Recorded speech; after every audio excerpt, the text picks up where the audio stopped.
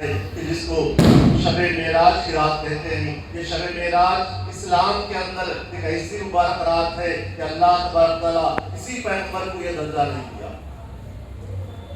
اللہ تعالیٰ کسی پیغمبر کو اس روئے زمین پر اپنی آسمانی کتاب دینے کے لیے کسی مقام پر زمین پر بلا کر دیا. کسی آدم علیہ السلام کو ہو یا موسیٰ علیہ السلام کو توریت دیا، کوہ طور پر پہاڑ پر بلایا، یا عیسیٰ علیہ السلام کو انجیل دیا، کسی ایک مقام پر بلایا. لیکن اللہ تبارک تعالیٰ ہمارے آقا محمد رسول اللہ کو آسمانی دنیا میں بلا کر قرآن پاک کا شروعات کیا، نماز کا تحفہ دیا. اس لیے نماز کی فضیلت دوسرے سب فضیلتوں سے زیادہ ہے. تو اس لیے محترم دوستو، تو یہ معراج کا واقعہ سننے کے بعد ہر ایک امتی کے دل میں یہ خیال ہونا چاہیے کہ ہمارے پیغمبر محمد صلی اللہ علیہ وسلم ایسی شان والے ہیں کہ جن کو اللہ تعالیٰ آسمانی دنیا میں بلا کر اپنا دیدار کرایا، یعنی آسمانوں کا سیر کرایا. یعنی اللہ کا دیدار کرنے والے پیغمبر اگر ہیں تو صرف محمد الرسول اللہ ہیں. ان کے سوا کسی اور پیغمبر کو اللہ کا دیدار نہیں ہوا. تو ان کی امت، ہم ان کا کلمہ پڑھنے والے، ان کی نماز پڑھنے والے، ان کی لائی ہوئی دین کو عمل کرنے والے، تو ہم کیا کرنا چاہیے؟ ہمارے نبی کی شان کو ہم خود بڑھانا چاہیے.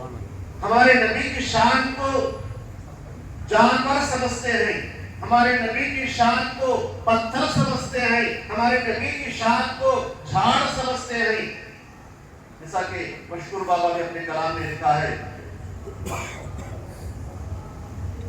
مجھے تیرے در پر بلا میرے مولا،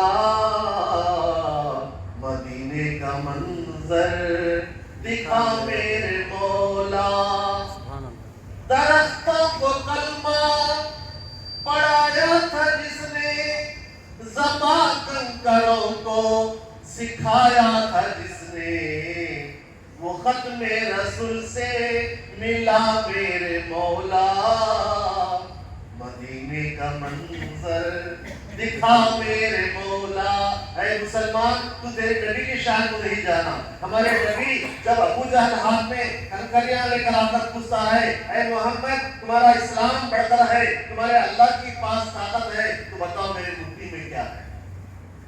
تو ہمارے نبی بولے، میری مٹھی میں کیا ہے میں بتانے کی ضرورت نہیں، تیری مٹھی میں کیا ہے وہ خود پڑھیں گے، وہ خود میرا نام لے کر بولے گی. تو مٹھیوں میں وہ کنکریوں سے آواز آنے لگی کہ لا الہ الا اللہ محمد رسول اللہ. تو جب ہمارے نبی کسی راستے سے سفر کرتے تھے تو راستے میں رہنے والے جھاڑ بھی ادب سے جھک جاتے تھے.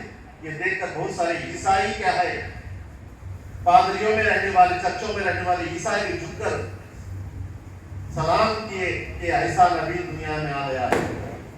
جب کبھی ہمارے نبی صلی اللہ علیہ وسلم جنگ کے میدان میں جاتے تھے تو ایک میدان میں کیا ہو گیا، پانی ختم ہو گیا. نہ وضو کے لیے پانی ہے، نہ غسل کے لیے پانی ہے.